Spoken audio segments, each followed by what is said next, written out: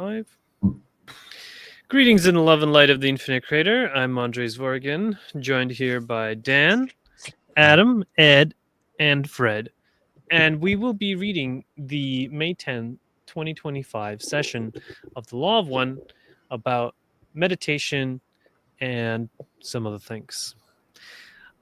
Yes, we have another question. My primary meditation, and then we'll be discussing it. My primary meditation is access throughout my daily activities as I engage in relating, etc.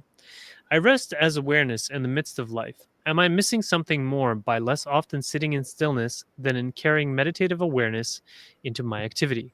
Dan? We are doza quo, and we are aware and appreciate this query, my sister.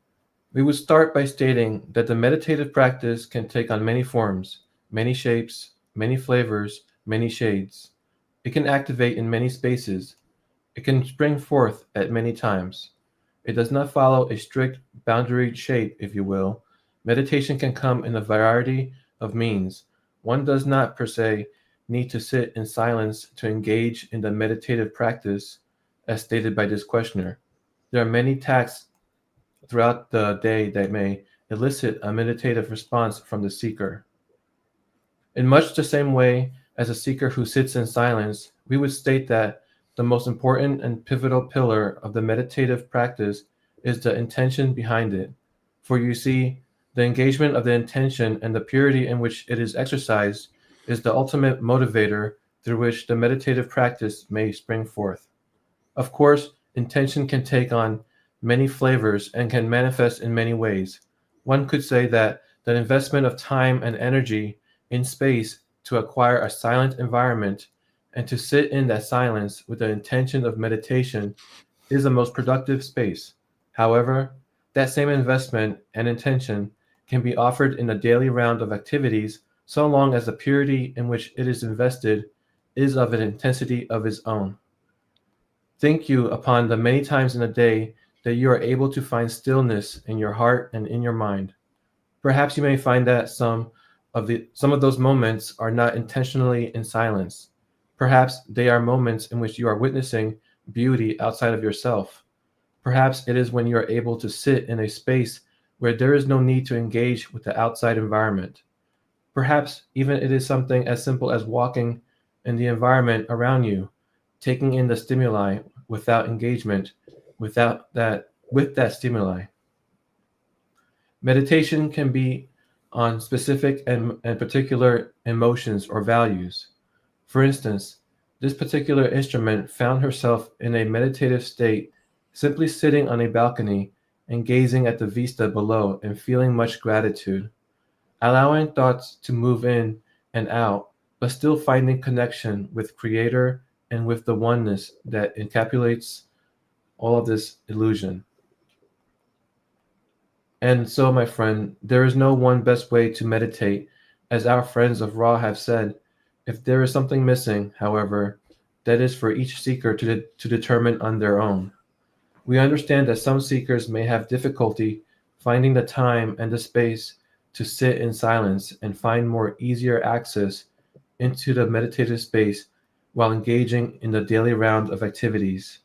We realize that some seekers may find themselves more in tune with the meditative space by acts of journaling or contemplation, allowing that which can move through them to move through them, allowing that which needs to fall away to fall away.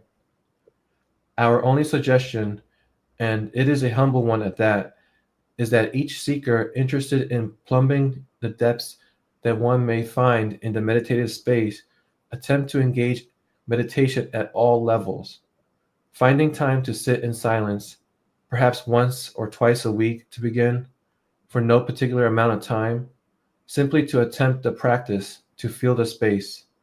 And those who are on a more strict silent meditation path, to allow themselves to experiment with meditation in more dynamic forms, perhaps in the practice of dance, the listening of music, the witnessing of the outdoor beauty, or the expression of love between self and other self. Each and every seeker will find, if their intention is pure and their will and faith strong, their own unique equation or formula for their meditative practice. Again, it is with simple intention by which the greater fruit may spring forth from the practice. And so, if you question yourself and how your meditation practice is going, we ask that you simply listen and feel into what is your particular equation. Experiment. Find what feels most right to you, keeping always at your core your pure intention, noting your motivations behind that intention, and keeping always an open heart. With much grace and much patience, my friends, you will find that the steering wheel that you utilize to find your way will right itself, that the path will become lit, and that all of these pieces that appear to inform your walk becomes clear. And it is through these moments of inward space that the vista before you becomes more vibrant. My friends, we of your friends of Quo are simply appreciative of the desire to seek, the desire to learn, and the desire to grow. It is immensely inspiring to witness your continued attempts, your continued step forward, and to see the way that your energies combine in this seeking, especially in this particular circle at this time.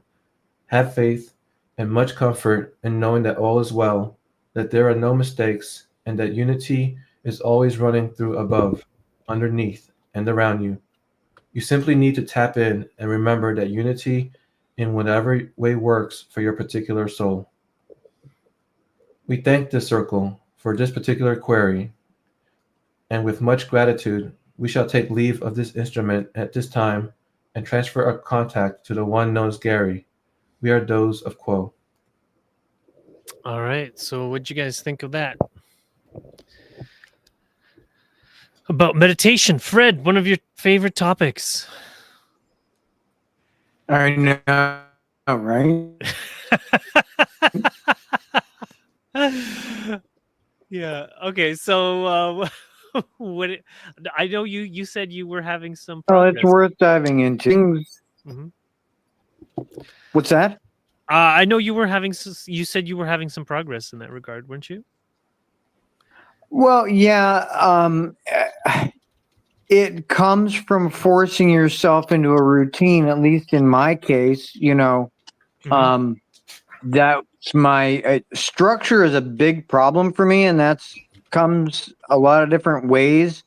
Again, you touch on grounding, but there's more to it than just grounding for me. I have all kinds of things that I'm up against whenever I'm trying to structure. So it's a multifaceted thing for me. Most people, from what I gather, from what I've talked to mentors and teachers and other people who've had trouble with meditating and being structured, most people don't have the complexity. So, and I that's thematic throughout my life. I don't think it's just me making it up. It's really, I think, me making a predetermined and pre-incarnatively chosen very difficult path in some very specific ways, but other ways in life very easy, to allow me to focus on those areas that are really difficult. And being structured and things like that is one of those things. Mm-hmm. Mm-hmm. Cool. Didn't mean to ramble. Well, so meditation has helped with adding more structure to your life. Oh, yeah. Of self-reflection. That's wonderful. All right. Anyone else want to? Yeah. See, I'd Go ahead. say, yeah, that I was always a big believer in kind of Adam Watts' philosophy. Yeah, that meditation, and I quote, this is from him, not my own quote. Meditation should be like LSD. It should be done medicinally, not dietary. And this kind of ties in with what Quo was saying there. That the main thing that people get wrong is setting an intention. think of your meditation the same way you would with a magical spell or a ritual. Set an intention, something that you want from the silence, something that you want, that you need to learn, that you need to as an outcome. Because for me, I don't know about everybody else, but that when I started doing that, when I started having clear goals that I wanted the universe to show me inside my meditation, that's when my meditation skyrocketed. I agree that adding that intentional component certainly helps amplify your meditation, but I would also say that meditation is dietary. It is a daily thing, and it's just a beneficial daily practice, even multiple times a day. Like I usually start my days with a 10-minute meditation, and that just helps me modulate my emotions for the rest of the morning. Okay, go ahead, Dan. Yeah, I was vibing with what Quill was talking about, and talk about like meditation is not only about being silent, that you can be meditative or be in that state through dance or through art. And it made me think about because I'm trying to get back into like maybe drawing and painting. I don't know, but when I was like back in high school and I used to paint, I was really deep into stuff, and like where these ideas come from when I was painting, I was really into the concept of like a shadow. Everyone has a shadow and a mask, but where's it come from? So I do think that when you paint and draw, you do get some ideas coming through. It's a way of entities to talk to you or your higher self to communicate. I totally agree, dude. Like, have you ever heard the story of the Muses? Nope. No? Which Okay, so in ancient Greece, yeah, I think it was Zeus's kids. He had 3 girls, yeah, and they were called Inspiration, Practice, and what was the other one? But basically, they were the 3 original muses, right? And essentially, in anything that you'd ever want to do, yeah, it comes down to 3 components. The practicing, the mastery of, and then the creativity kind of side of it, right? So then they each had 3 kids each. 4 kids each. Sorry, they all had 4 kids each, which then gives you 12, which is the main muses that in ancient Greece were the source of all inspiration. Each one of them had a slightly different thing. Like, for example, the one that handled science and handled mathematics, yeah, she was called Genius. Now, it used to be that a person would not be a genius. You'd never say that guy's a genius. What you'd say is that guy was touched by genius, because genius was a muse. She would then touch that person, giving them scientific or mathematical insights. Right? If you think of the word museum, yeah, that has the word muse, because that is basically a collection of man's inspiration from a divine source. Right? Artists, all artists across the board, musicians, anybody that creates things, yeah, like a song or a work of art or whatever, they'll tell you that the ones that they created that were their most incredible bits they ever did, yeah, the painting that they define themselves by, the songs that they're the most that mean the most to them as lyrics, yeah. Most of the time, you can't really remember writing the song. You don't really remember painting the picture. It's like it just kind of happened. That is a very big sign that you have been touched by a muse. So, and that divine inspiration has come through you to create that work of art. So here is the Melet is the muse of practice or meditation. Mneme is the muse of memory. Memory, that was what I could remember. Yeah. Yes. Aoide is the muse of song. Calliope is the muse of epic poetry. And Thalia is the muse of comedy. There's more than that. There's 12 of them. Francis, there are 12 muses.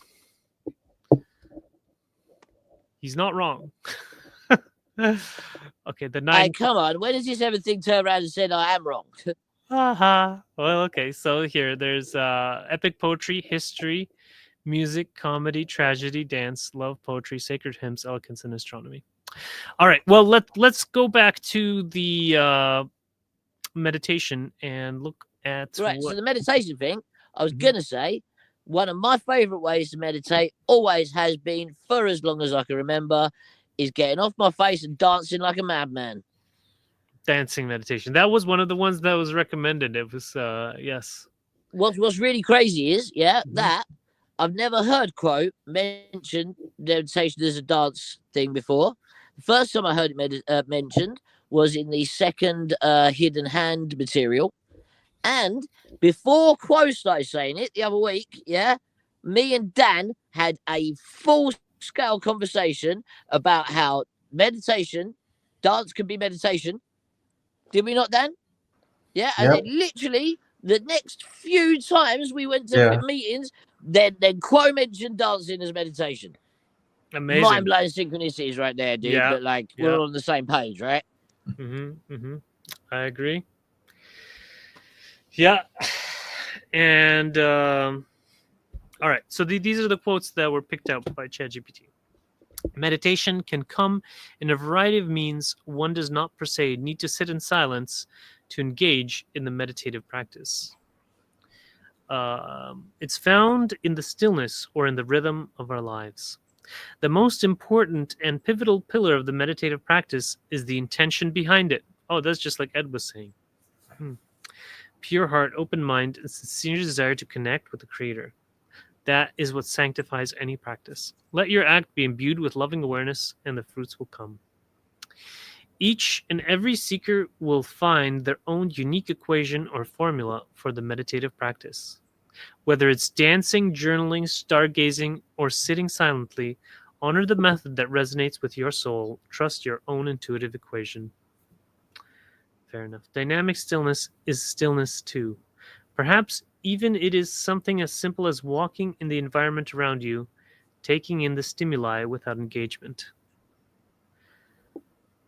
Seek moments of non engagement, sacred pauses. Yes, dynamic stillness is stillness too. Okay, so like even walking and stuff, yes, for sure. Experiment with silence. Finding time to sit in silence, perhaps once or twice a week, simply to attempt the practice, to feel the space. Well, I usually do that like once or twice a day. Yeah, You're me not, too. yeah. If you're not missing anything, if there's something missing, that is for each seeker to determine on their own. Closing blessing. Unity is always running through, above, underneath, and around you. You simply need to tap in and remember. Oh, that's beautiful. Did someone raise their hand or something? Okay. All right. Any comments on that? Well, I was going to expand a little bit on the dancing thing. Okay, go Okay, ahead. so I read somewhere, that in the Druid traditions, dancing is very important.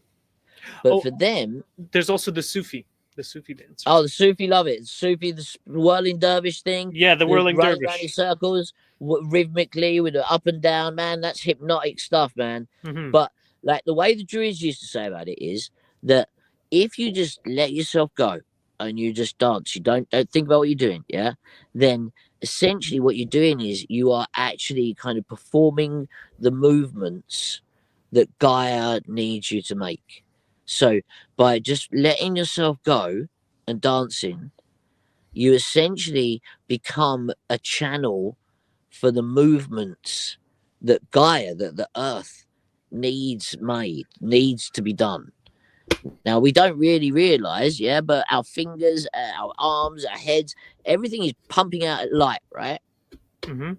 Yeah. So when we just relax and we just let the universe dance for us, who knows what we're actually creating with those beams of light? When they say, you're creating shapes in the house, the church of dance or whatever, dude, that could be a very, very real thing. We just can't really see them. I always think that, like, if you're really good at seeing auras, you could look over a rave and it'd just be like a light show coming from all the people. Mm-hmm. Yeah, I know, like in my youth especially, I did a lot of dancing. because I would go to like parties and stuff. But now that I have kids, I don't go to parties, and I don't really have the opportunity to dance. And the Mennonites don't even have music other than like you singing a cappella. So, you know, Well, uh, over here, yeah, they do a thing called raver tots, yeah, where it's an actual rave designed to take your kids to. what? How is that Yeah. possible? Drum and bass kids. That's how we go in England. Wow, that is exceptional. All right, are we ready for the next one? Yeah. Okay. Yes. Can we have guidance around the balance of being and becoming? We are quo, and indeed we may do our best to offer that which may be used as guidance, without expectation that we will speak, or even begin to speak, to the rich expanse with which such a question opens. For this question, as so many upon the heart of the spiritual seeker, is one that continues through the great length, as it were, of the journey. Through this grand illusion and the following, we ourselves still explore this same dynamic of being and becoming as we explore our own beings to the greatest depth possible within our awareness and ability in search of where that individual or group beingness becomes the beingness of the one of the mystery clad unity. In your particular environment, where in each third density being, be they a spiritual seeker or a non spiritual seeking entity, as has inherent beingness and interacts with beingness or beings of every stripe and manifestation as it appears to you within your realm, is nevertheless focused almost exclusively upon the journey of doing and becoming, and the conceptual world that springs therefrom, that sees only this becoming and sees only the journey of choices and growth and decay and death and birth and movement and travel and transformation from one form to another without, generally speaking, a conscious awareness of the underlying beingness of the self, of other selves, of the planetary being in whose influence you experience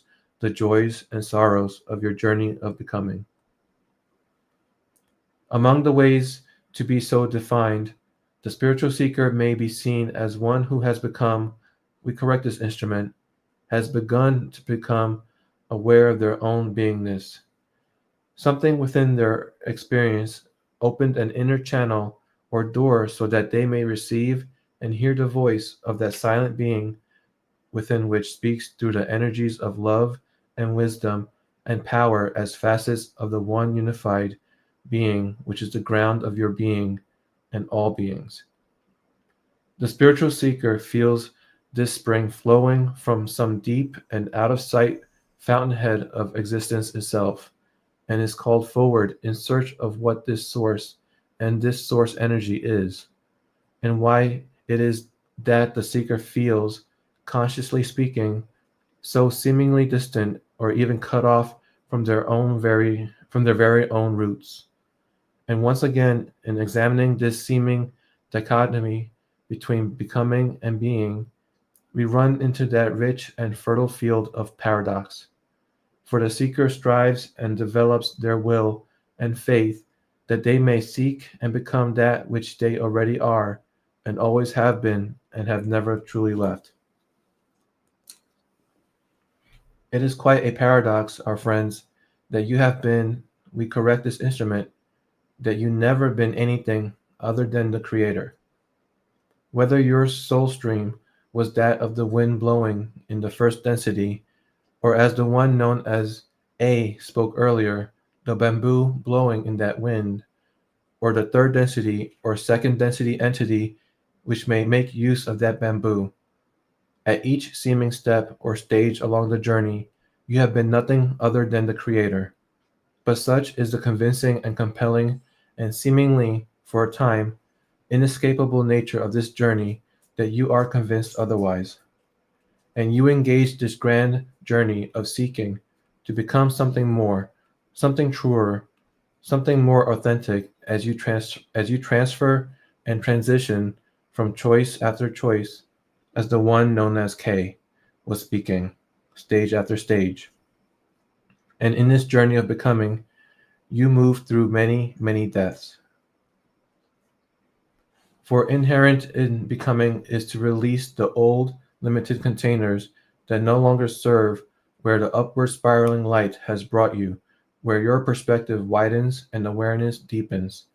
Old limiting beliefs and roles and costumes and conditioned patterns that no longer serve this next point in this journey of upward spiraling, of becoming, of moving closer to the Creator. There are there are small deaths and big deaths. There is the small death of becoming conscious that you no longer need to hold on to this particular piece of armor or defense as you make contact with a strength of selfness, of rightness in self within, that you no longer need this particular pretense to guard and protect something within the self.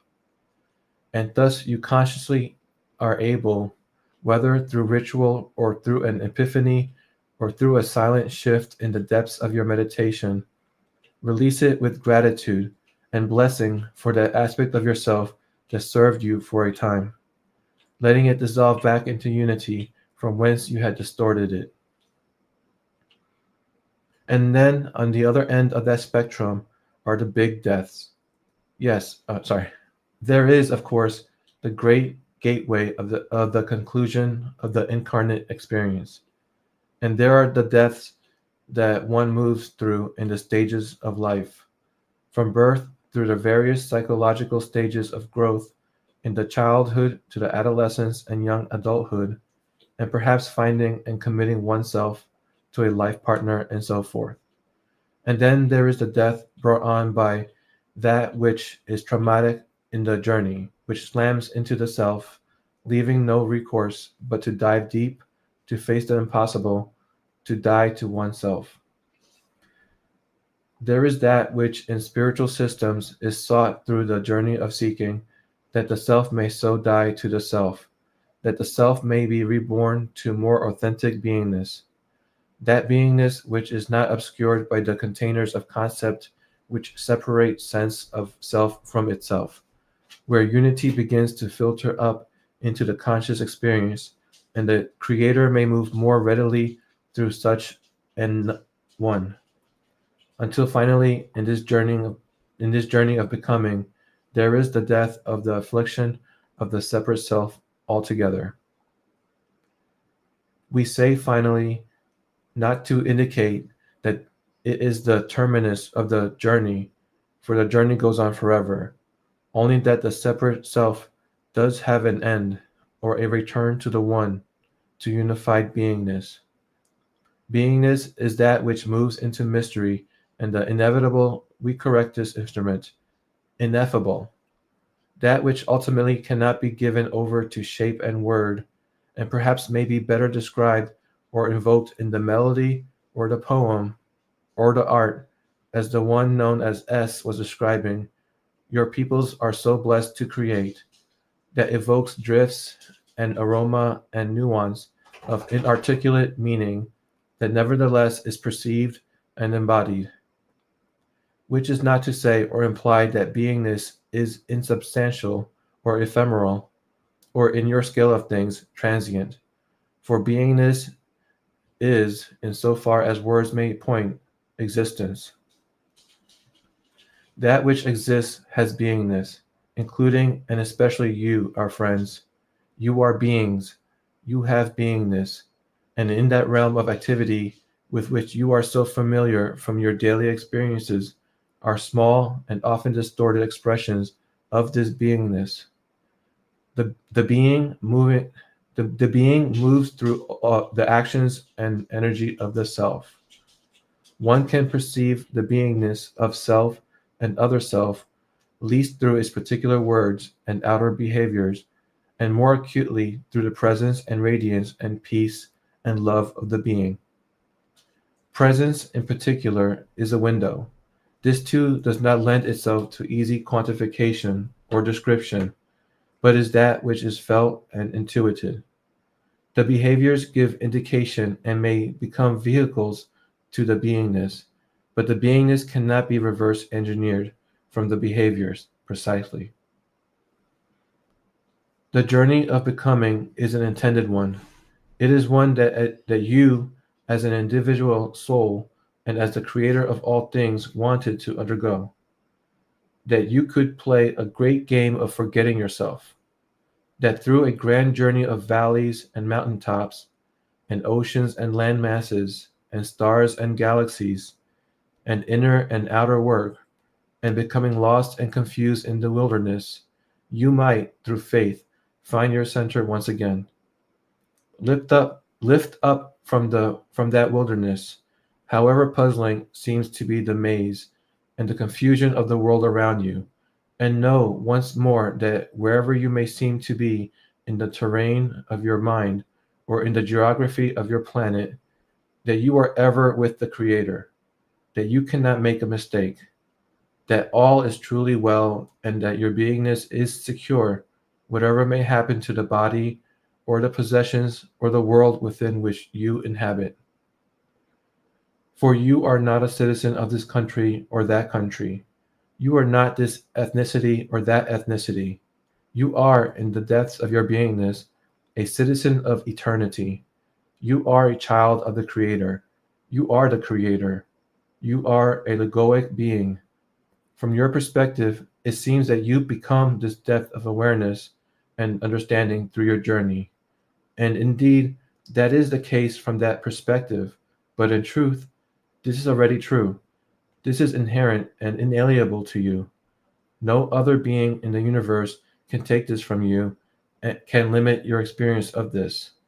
You and you alone limit your experience of this through many ways that you block and distort the Creator, which ultimately ends, or rather, which ultimately rests on the core distortion of self-doubt, of disbelief, or even of refusal to believe and accept that you could indeed be the universe itself manifesting as an individual.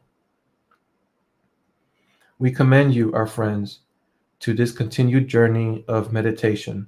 For in meditation and its companions of contemplation and prayer, you set aside a mind consumed within the busyness in order to feel and perceive and become aware of your own being, which becomes more still and more silent the deeper it goes.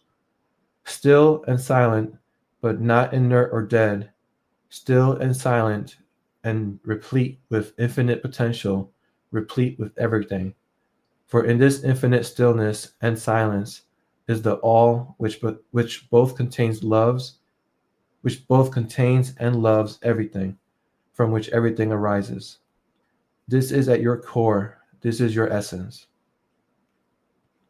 And in these disciplines of meditation and contemplation and prayer in particular, one may, as it were, that one might rest in this beingness and allow that battered, bruised, and troubled and conflicted and fragmented personality shell to be stitched back together in a way more congruent with the love and the light that is that is in the center of your being. To be healed, that is to say, to be rendered less opaque, more transparent, so that your journey of becoming may be that which the Creator walks through you, so that your eyes may become the eyes of the Creator, and that which you see, the Creator sees. And those who are seen by you feel that they are seen by the Creator. Such is the power within you. This being seen by the Creator inherently upheals, we correct this instrument, heals and uplifts the soul who is so seen, as you may know from your own internal experiences.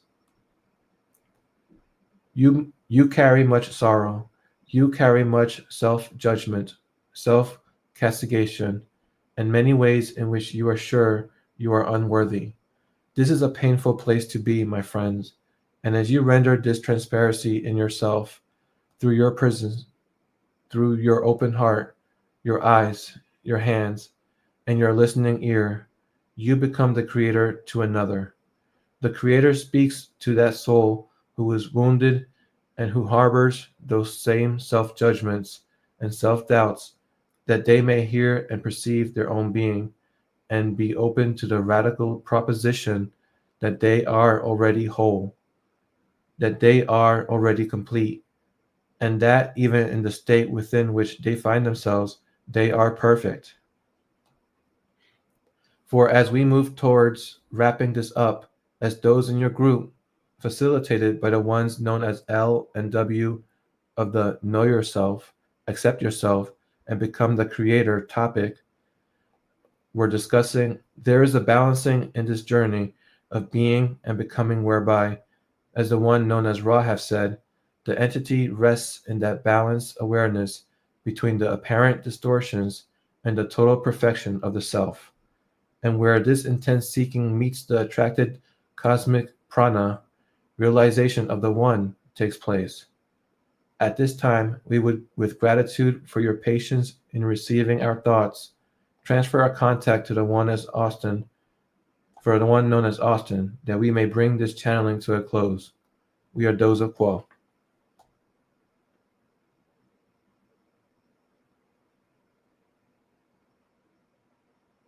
Thank you, Dan, for that heroic reading.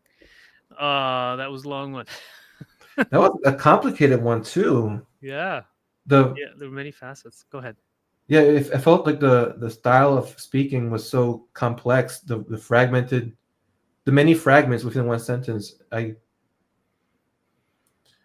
feel like I didn't really grasp a lot of it. I hear you. Yeah, there were many different sub facets of this question, and the question was one of the shortest. You know, guidance on the balance of being and becoming. You know, that's interesting. Anyone else have a comment on this? It did seem like 3 different answers all kind of crammed in on top of one another, didn't it? Do you know what I mean? Like, Could you? Yeah, you want to elaborate? well, like to start with, I'm not quite sure what it was talking about to start with, because it seemed to kind of like go around the houses a bit. But then it got into a bit that kind of like where it was talking about all the different deaths that we go through. Mm-hmm. You know, no, I really quite like this because, you know, me with a whole chaos magic background and that, like, you know, something, a famous quote is, you know, like, ego death, ha ha ha. Us chaos magicians do that at least a couple of times a year just to kind of make sure we're rebuilding ourselves, I suppose. So it's something that I've done lots of, kind of losing Ed and then rebuilding myself. You know, like not only in like in the way that they talk about, you know, like with relationships, with, you know, with having to pick yourself up and start over, you know, but not only that, but like definite phases in my life. You know, like when I went to university, when I went to learn all this stuff, and like, you know, I was an atheist for a while, and I was all these different sections, all these different bits of my life, where each one, when it ended, it was like a death. It was like I was reborn in some way, some new Ed, you know. Not to mention the kind of the ego death side of things, where like, you know, you explore creation in a certain way, you know, it's very easy to lose yourself in it, right? So yeah, I think that what the answer really says in that way.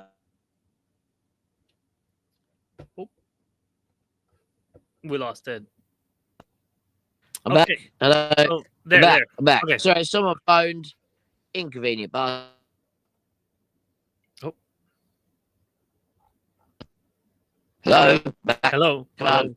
Fuck's sake. Fuck his shit phone. Oh. Hello. Yes. Yes. Hello. Hello. Right. Kind of the transient nature of each section of our life. How each bit is a slightly different you. You know?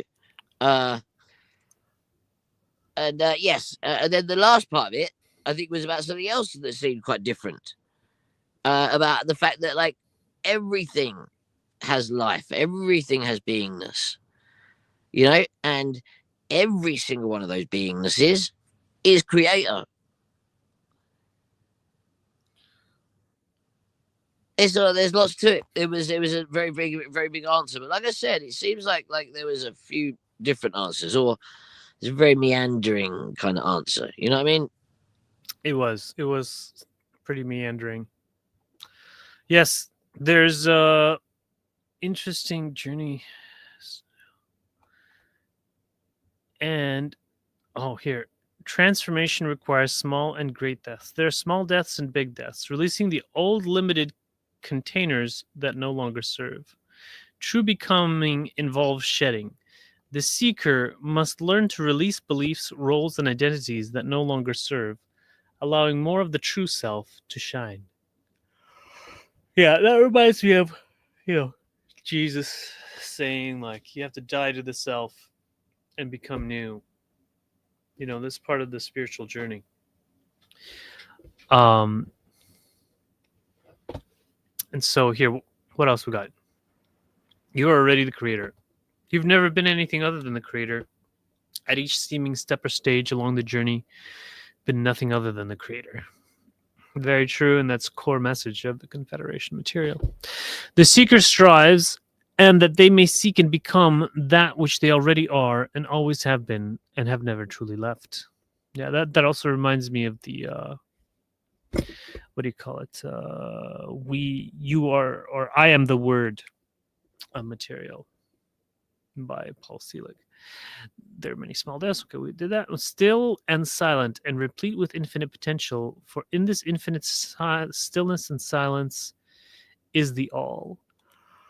To touch bigness, we must slow down. In meditation, contemplation, and prayer, the fragment itself is gently reassembled by the love and the light at its core. Presence reveals beingness. The beingness cannot be reverse engineered from behaviors, but is felt and intuited through presence. Beingness is not a behavior, it is an essence. Seekers are called to cultivate presence, not with just an act with love, but with love itself, quietly radiating healing and unity. That reminds me of this song I was listening to. Was like, let my life preach, let my life be the preaching, so to speak. We say finally not to indicate that it is the terminus of the journey, for the journey goes on forever. Even when the illusion of separation ends, the journey of the soul continues, deepening endlessly into the mystery of the one infinite creator. You are not this ethnicity or that. You are, in the depths of your beingness, a citizen of eternity. Have faith and much comfort in knowing that all is well and that there are no mistakes. Unity is always running through, above, and underneath, and around you. Oh, very nice. Very nice. Alrighty then. So anyone else wanted to say anything on this?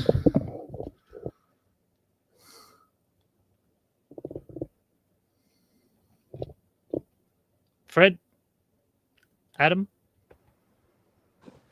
Okay, so come on, you guys are like, one of you's got to have had Okay, I have some something. ego death I have experience, something. right? Okay, Dan has something. I'm the small deaths versus big deaths. I was rereading it, but I still don't understand. Big deaths, I get it. They said clearly that it's part of the end of the incarnate, but the small deaths, I don't understand what they're alluding to or referencing. Small deaths can be like realizing you no longer are going to be talking to that person or have the energy or need them in your life. Could be so many little things, like realizations of like, oh, that's not the way to do that anymore. I'm not an atheist anymore. That would be a big death. So you're letting go of these masks Yeah. that you created, these egos you created, Mm-hmm. just dropping them as you realize on your journey. Okay, yeah, that makes sense. Here. So I got a small deaths, gentle shedding of the self. subtle, ongoing transformations we experience as we grow in awareness. They often occur through inner realizations. Examples: letting go of an outdated belief about yourself, releasing a defense mechanism that no longer serves, dropping a habit of judgment or fear after reflection, softening into forgiveness or vulnerability. There's the small death of becoming conscious that you are no longer need to hold on to this particular piece of armor. These moments are quiet and internal. They are not visible to others, but they are deeply felt. Each one peels away a layer of the illusion, allowing your true beingness to emerge with greater clarity. A big death are profound shifts that often come through major life events, crises, or spiritual breakthroughs. They mark thresholds, points beyond which the old self cannot return. Example of big deaths: the loss of a loved one, the spiritual awakening or dark night of the soul, a trauma that forces deep inner work, literal death of the physical body. And then the other end of the spectrum are the big deaths, which slams into the self, leaving no recourse but to dive deep. I would add like a great awakening, experience, enlightenment, and things like that. Not just bad stuff. I would think. So DMT is a big death, small death. Small. Also, That's Depends it. how much you do. coming to Christ and psychedelic experiences. Yeah. Okay. Big deaths. Allowing tears to come in meditation after years of emotional numbness. That's a small death, apparently. Big death: coming to Christ or religious awakening. A sudden or gradual awakening to divine love and grace. Often accompanied by complete shift in worldview, a surrender of the old self into the arms of something larger. Psychedelic experiences. So it's a big death. A deep entheogenic journey that reveals unity, love, and selflessness, disrupting the egoic mind and showing the soul a greater wholeness. After such a vision, it is difficult to return to life as before. These can slam into the self, as Kuo said, leaving the seeker with no choice but to dive deep, integrate, and evolve. Loss and grief. The death of a loved one, the end of a relationship, or traumatic. Such an event often strip away surface layers of identity, revealing the sacred ground beneath. Dark night of the soul. A prolonged period of spiritual meaning feels lost, but in the silence, something deeper begins to grow. Okay, So, just jump back to there the psychedelic one there, just So quickly. big death is it's not just you dying. It could be other things. Okay. Yes, yeah. Anything. Big deaths are where So basically think of a point of deaths no are like return. awakenings. So you have Yeah. multiple awakenings throughout your life. These are known as deaths. Yes. Yeah, exactly. Like coming to Christ, religious awakening, include enlightenment as well. One of my favorite rock answers out of the lot is when he's talking about when people accidentally bust a hole in their aura with a chemical like what you call LSD. Yes, so psychedelic experience. Yes. This is the point. A big psychedelic experience busts a hole in your aura. The infinite intelligence floods into your brain, and you can't be the same again after. Mm-hmm. Big death. Oh, here's one. Enlightenment. This is the great death, the falling away of the illusion of the separate self. The mind, purified and still, rests naturally in luminous awareness. There is no longer a self striving for God. There's only God being. Until finally, in this journey of becoming, there's the death of the affliction of the separate self altogether. This stage represents a soul who has passed through all fires and whose beingness now shines unclouded by illusion. There you go, guys.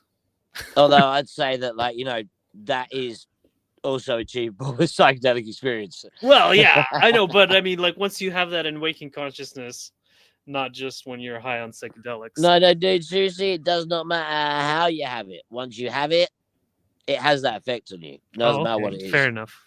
But it is include psychedelic experiences are part of psychedelic revelation is a big death. Mm-hmm. Dan, you ever wanted to have an NDE experience? I already had Benny. It never worked. Why do you say that? Death doesn't faze me. So, I say that casually, right? But I don't think I haven't been impacted by death yet, so I don't know if it works. Mate, you NDE? might just not remembered it, dude. Have you ever seen those movies where people like get in those cults and they like drown each other and bring them back just to talk about their Flatliners. NDE That's a great experiences? film. That's Oh, yeah. ridiculous. Oh my gosh. I think I'd rather Hollywood do is full of drugs. such craziness. I'd rather Dan do says he drugs. wants his NDE through drugs. Yeah. Yeah. What you get Hey, 'cause when you guys you never used to do rushes when you were kids. What is that, Was that Fred? that's what you that's what you volunteer for when you join the Marine Corps or the Navy. You have to drown, and they pull you up when you right before you inhale. They force you to practice holding your breath.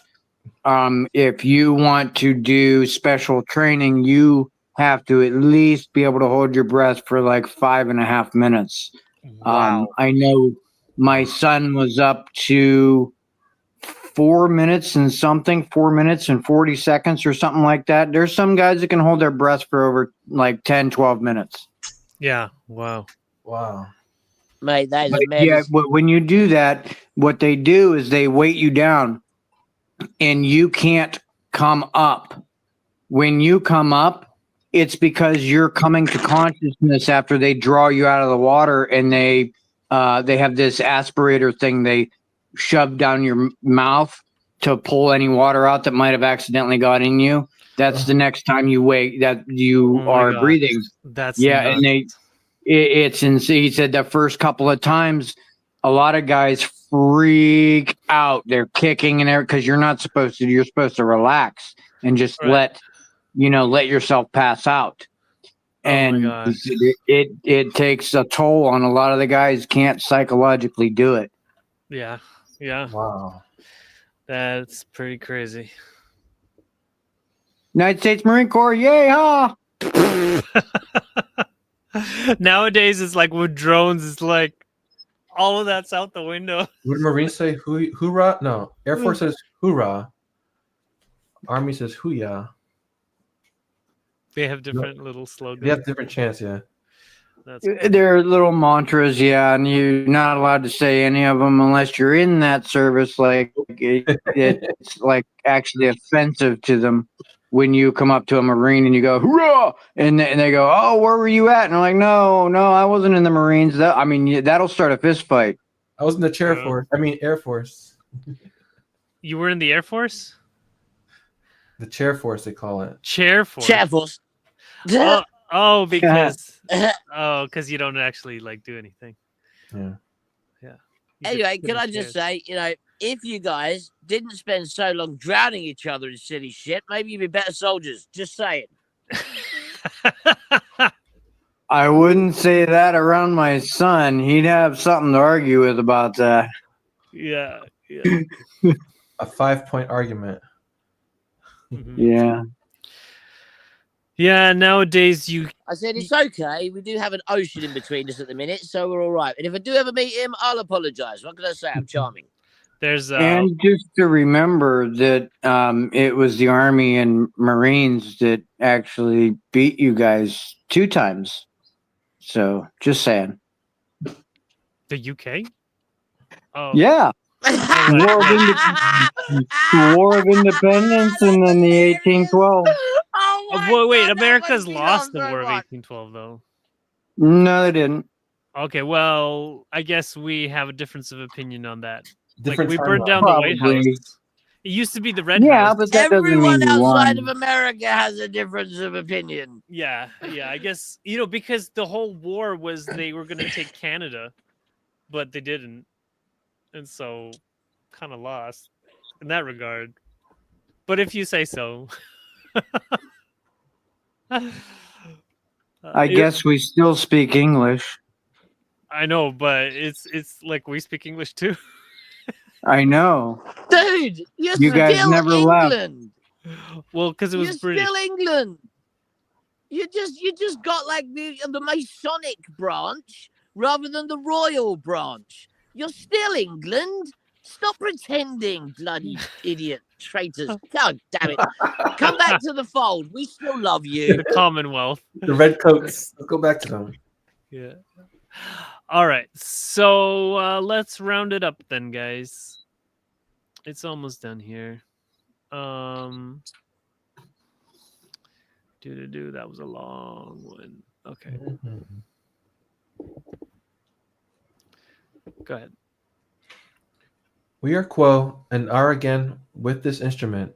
Our friends, in your invitation to us to join you, both in your silence and to respond to your queries, you are not just requesting service from us, but indeed, you serve us through this request.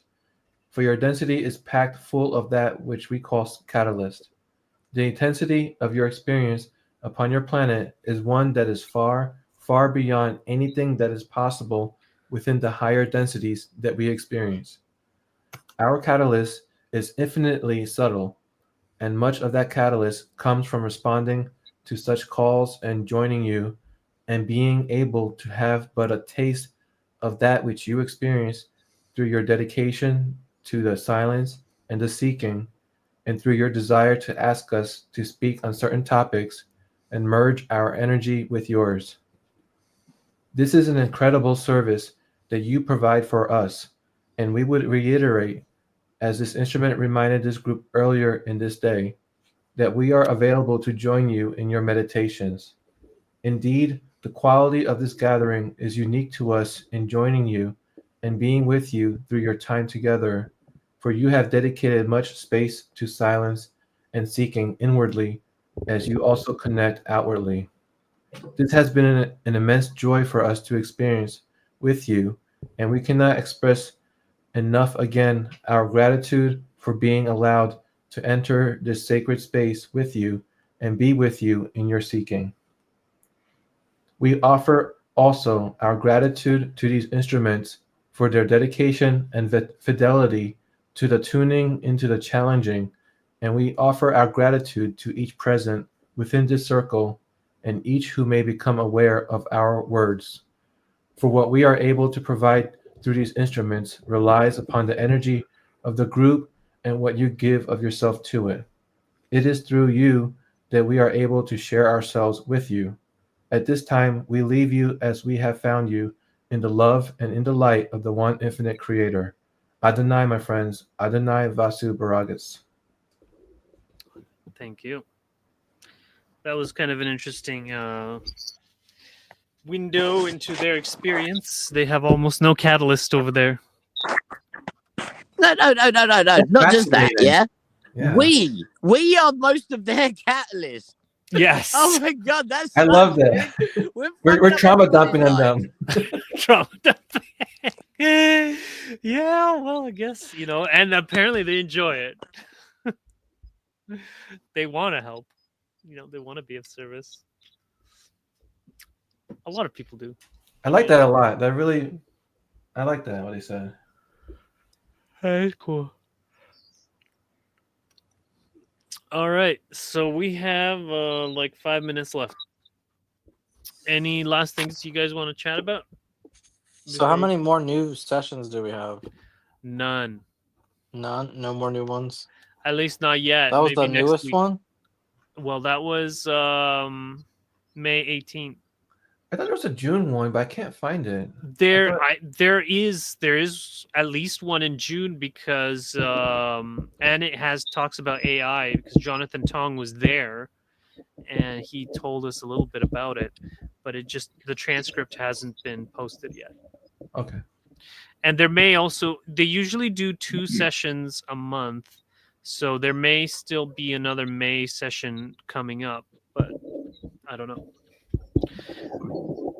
We'll What question would you guys want to see answered? What DNA markers can we check to find all of the different things the different alien people have shoved into our genomes so I can go through and actually map out what we should have been to what we are? Yeah, I think they'd probably say it's too transient or something like that.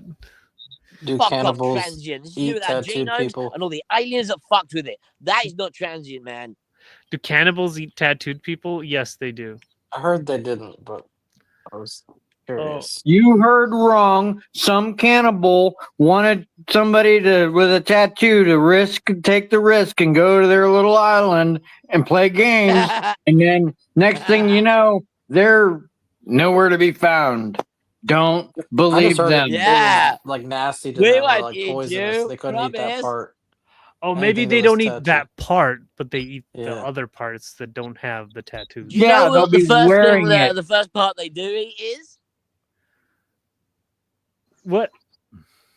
The penis? They chop off the penis. Yeah, okay. So bad. Anyways, yeah, fertility or whatever. This Yeah, is they fucking probably- dark, man. Okay, What? well, yeah, this is a bit dark for this session. How about like another topic? Because I don't want to end on that. I just wanted to know what questions someone would ask. I mean, good grief. Where'd you guys' minds at? No, Cannibalists. animals. Cannibals. Somebody watched 10,000 Corpses or something movie today. It's hard to Cannibal You know what, Ferox guys? and Well, Cannibal we did have Holocaust, that thing mate. on I just, death, like, right? You know, And so I wanted to relate my own little or big death or whatever. I guess one of my big death experiences was the first time that I what do you call it? Successfully hunted a squirrel. It was like December 27th or something. Well, I had my hunting license and all that. And so I managed to get this squirrel. And actually, before I got this squirrel, I was vegan for many years.